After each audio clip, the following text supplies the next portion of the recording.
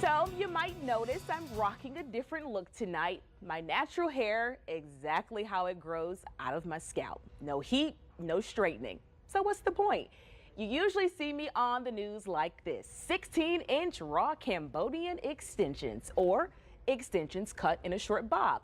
If it is my natural hair, it's probably straightened with 450-degree heat. Well, this Black History Month, I had the idea to celebrate the beauty of my natural hair texture. So this morning, I removed my wig and Elizabeth Toles at Naturally You Salon styled my curls. I realized that this was still a very necessary conversation. I went on social media just this morning. 3 different friends posted about someone trying to touch their hair.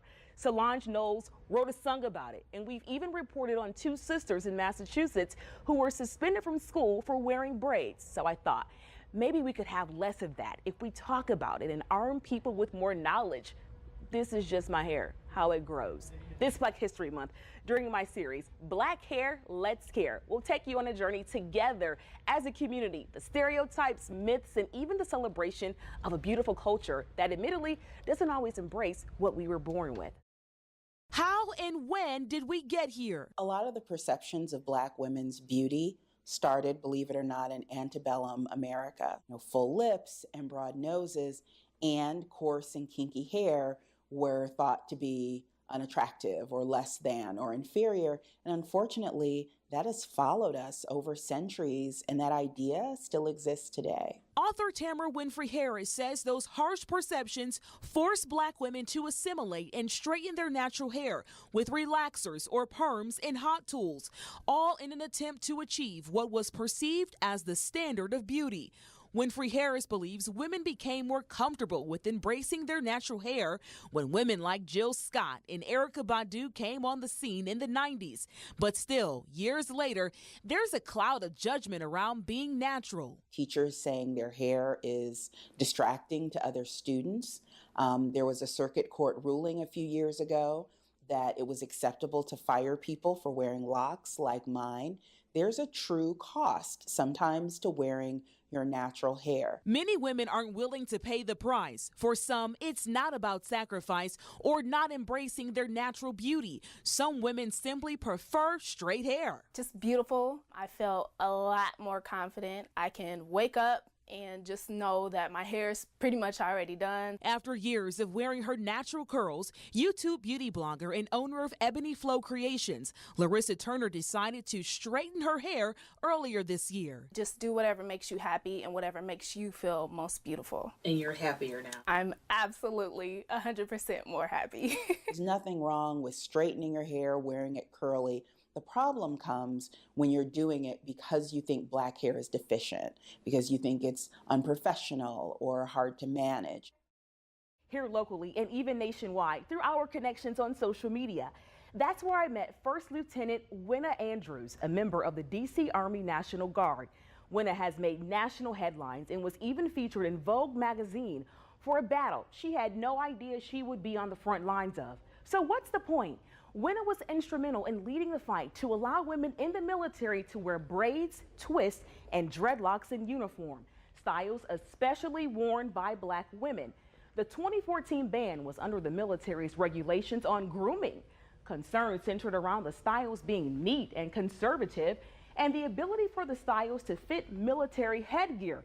Slowly, other military branches reinstated braids and twists and some dreadlocks, but the Army still said no to dreadlocks. Winna put together a proposal including this video. The media caught on, the Congressional Black Caucus got involved, and finally, in January of 2017, the ban on dreadlocks in the United States Army was lifted. I sat down with a group of professional women from various fields to learn about how explaining their hair is a part of the job. How old was everyone when they got their first perm? I was 8. Oh, I was much older. My mom would not. So I was at least 15. I would say probably about 8 or 9. And so what was that moment like of everybody discovering what their natural hair was? It's this crazy thing. Yeah. You don't know what's really a part of your identity. I was like, it's not as bad as I thought it would be. It was amazing to me that I had hair that would curl up. So what was that defining moment where you said, I'm going to embrace it as a professional woman? I'm walking in, rocking these curls. Most people don't look like you in the workplace. Once I was on my job site for at least a week, and people were coming up to me, first of all, wanting to touch my hair. Second of all, but then once I started getting more and more compliments, I think I started to embrace it more. Corporate America, it can be a vicious place. So first we have the petting. So first your hair becomes a petting zoo, and then what? They want you to explain it. Like, what are you doing different with your hair? I actually had very positive feedback from the people I work with. My more negative feedback came from older people who look like me. And we talked about our, family histories a little bit from the South, where they're like, girl, straighten that hair. That's definitely was my mom. When she first saw me when my hair was shorter, she was like, what are you doing? Your hair is nappy. What do you guys say to the people who say your hair isn't done? It's unkempt, because we've heard that. Yeah. So when I went natural, I was actually working in the branches at a bank. And one of my customers was like, oh, okay, so you're going for the nappy look. I was like, what does that mean? Do you guys feel compelled to explain it? Camille, you said that people want to know about it. They want to ask questions. Do you guys feel that it deserves an explanation? I think knowledge is power. So sometimes it's not being nosy or trying to, be negative. They just don't understand. Does everybody feel pretty and like themselves? Oh, yeah. Not every day. Not every day. What would you want people to take away from this series overall as we take the time to highlight Black hair, let's care? For people to understand that it's not nice to come up and say, can I touch your hair? Or to even just reach in and just do it. Don't be afraid, whatever age you are, just to embrace something new, even if it's your hair. People keep continuing to ask me, why does my hair change all the time? It's because this is just how I like to express myself. So I would just say, understand that our hair may change a lot and be okay with it. You just need to be confident. And if you rock it, you just rock it. How does everybody feel about their hair? Like, you look around and everyone looks different. How does everyone feel like wearing their hair? I love it. I really love it. I feel like when I wear natural, I gotta look really good. Cause we wear a weave, that's how the weave is, it's just like that. But if it's like my real hair, I gotta look good. So the whole package. So if you have your regular hair, you have to have some lashes, some earrings, it has to be a whole package. Yeah. Why do you think that is? Cause that's not always normal. It's to everybody else. How do you guys feel about your self-esteem as it relates to your hair? I may be thinking, wow, why did I wear my hair like this today if people keep talking about it? Or do I have good hair? So it's something you think about? Yeah, a lot. Has a teacher ever commented on your hair? They'll just be like, ooh, I like that. Yeah, I like it like this today. They're like, what you do this on? Same thing, just water, get out the shower. What do you girls feel about stories that have been in the news about girls your age being kicked out of school for wearing braids, or a teacher saying your hair is a distraction? History. It's like a trickle-down effect. It's like they want us to go back to perms and trying to make an image of just straight hair, damaging our hair so that we look like them. So it's really sad, because that's how we wear our hair. Oh, I've been told my hair's been a distraction before.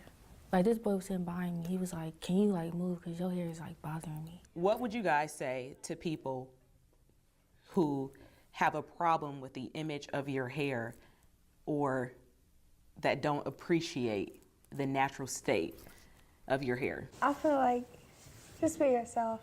Just be happy with who you are. And your natural hair is its own statement. So you don't have to be super dolled up. Even if it's weave or your natural hair, your hair is a statement.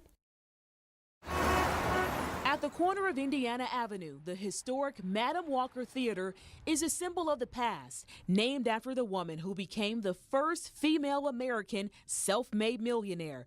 But on the inside, I had the opportunity to go beyond what the internet and some history books tell us about Madam C.J. Walker when I sat down with her great-great-granddaughter and official historian, Alelia Bundles. A lot of people say, oh, Madam Walker, she was the woman who invented the straightening comb. So that's like been my main campaign. No, she did not invent the straightening comb. There was so much more to the woman worthy of this historic landmark and who created lasting wealth for herself and others with her own line of African-American hair care products in 1905. And then when she made a lot of money, she used that money to try to make a difference in her community.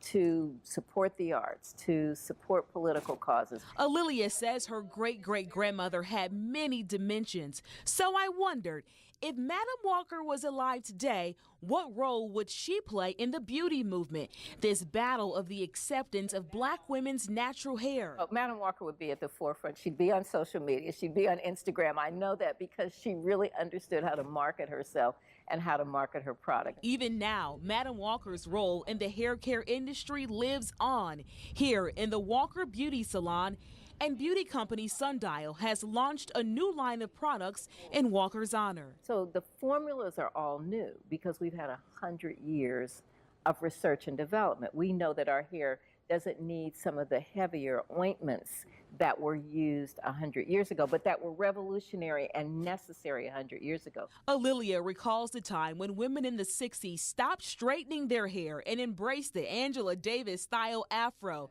After being shunned and fired from jobs, many women went back to straight hair. Now, she says, an array of products tailored to Black natural hair has allowed women to embrace their curls and texture again. I also think Chris Rock's movie Good Hair made a big impact on people. When they heard that word creamy crack, they began to question, what is it that I'm doing? Why am I damaging my hair? Alilia says she's honored Madam Walker's legacy is included in the present pendulum swing that's allowing more women to embrace their natural hair, and she believes this time it's here to stay. I think we're in a really great time where we're accepting of ourselves and we are accepting of other people. And we understand that if somebody is uncomfortable with our hair, that's their problem, not ours. Alilia held a discussion here at the Central Library. She talked to the crowd about Madam Walker's life and shared more from her new children's book, all about Madam C.J. Walker.